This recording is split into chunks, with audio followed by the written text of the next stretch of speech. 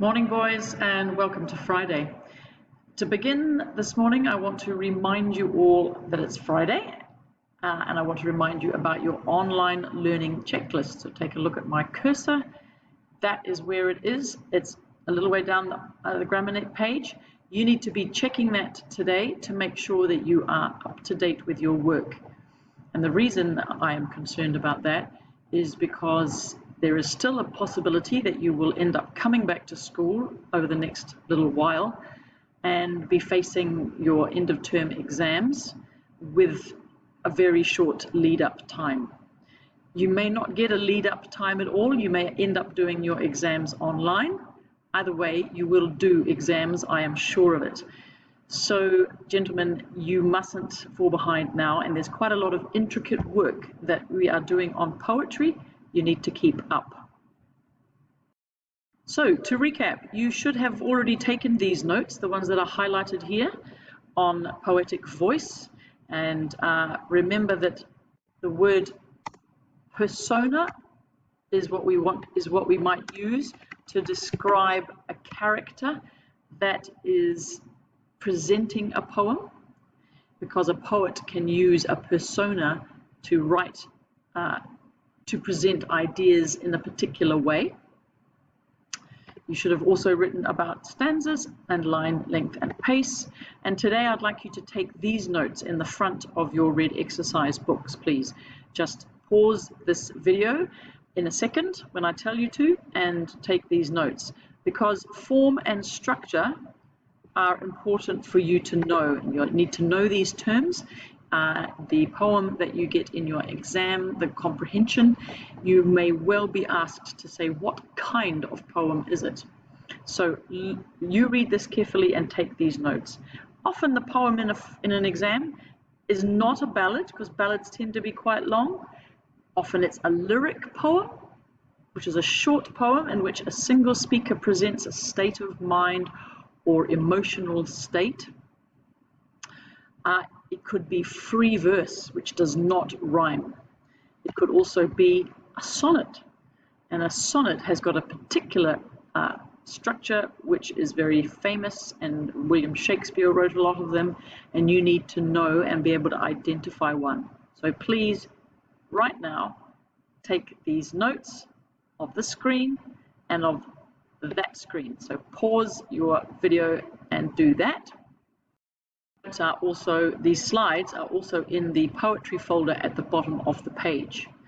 Now we are going to go to the Sujata Bhatt poetry slides. So we're looking closer at our poem, Search for My Tongue.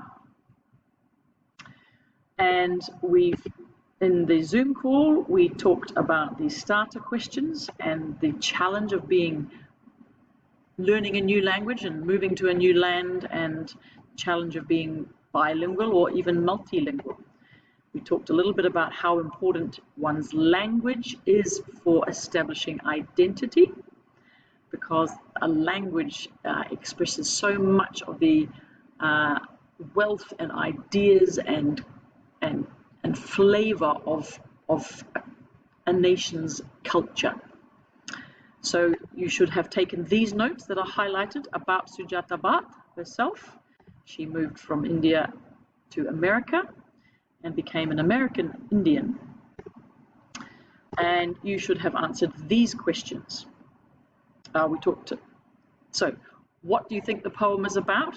So it's about the challenge of holding on to your own heritage and your own inherited culture, which is important to you, because that's where you come from, in a land where that is not the predominant culture. So there's challenges of dealing with two different cultures and living in both.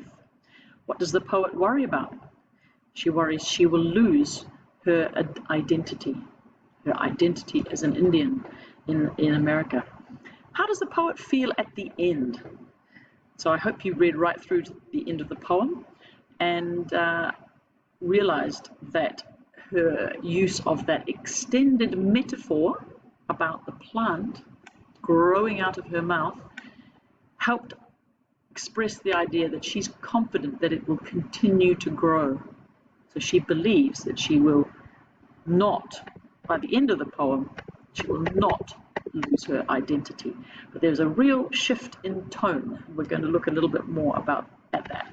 You should also have written these notes about the problem of having to, these red notes, section 1,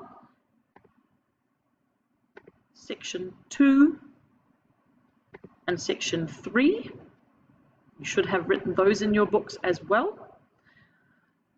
You should have considered this question. How does this, seeing this script as part of the poem, make you feel? You think, whoa, I can't read that.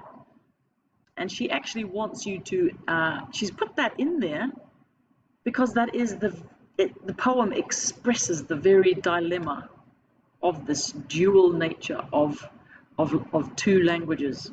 And it helps you, the reader, who does not know Gujarati, unless you do, to experience what people experience when they live in a culture where their language is not spoken. It's very disconcerting. It makes you feel helpless. It's not necessarily a pleasant feeling. But take note that the script underneath each piece of Gujarati script has been put there so that you can actually work out what those sounds sound like, what those symbols sound like, so that you can make a connection and have a sense of what it does sound like, even if you can't understand it. So she's kind of trying to make those connections for you. And finally, what you should have done yesterday is actually copy the poem, print it out, or I didn't say this, but copy it out and actually do some detailed annotated work so that you are writing these annotations about these first 3 slides, slide 13, 14, and 15, first part of the first section of the poem. You should have been able to annotate those as well. So now today I want you to annotate the last part of the poem. So the poem is divided into 3. You've got section 1, you've got section 2, which is the Gujarati section. Please read that slide about it. And notice that it's a wonderful representation that at the beginning of the poem, it's all in English, and she's nervous and worried that she's going to lose her connections with her Gujarati self.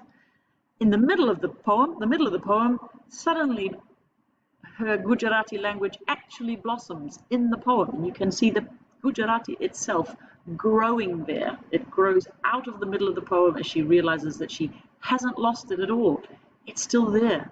She can still feel all that connection with her culture, and she can still maintain knowing her own language. And then we get to the final section, which is the English translation of the Gujarati section. So these last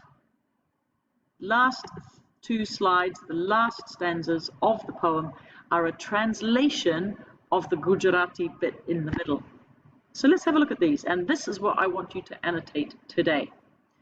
The whole thing here is an extended metaphor, and the language, her language and her culture and her identity is compared in metaphor, as a metaphor, to a plant which grows back. It grows longer, it grows moist, it grows strong veins. There's that lovely sound that you love so much. And it is a bud. The bud opens in my mouth, and so you get this picture that there is still something growing there, and it's going to blossom at the end. So she finishes on a very confident note. Right, so I want you to annotate the last part of the poem, please, and I'd like you to fill out this and write this chart in your exercise books as well. The poet explains, so this is what happens in these different lines. These are the 3 different sections. Just summarize what is happening in those second section and the third section from what you've heard me talk about this morning and from what you already have thought yourselves as you've done the work.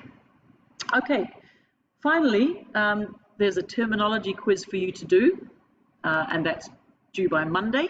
So you can do the terminology quiz over the weekend. Remember that those terms are ones that could come up in your exam. Okay, so the terminology sheet is there for you. And finally, gentlemen, I apologize, but I'm not running a Kahoot today because I'm teaching here at school at the same time, and it's hard for me to fit it in. Maybe we'll manage that next Friday. Okay, kia kaha, and enjoy your day. Bye.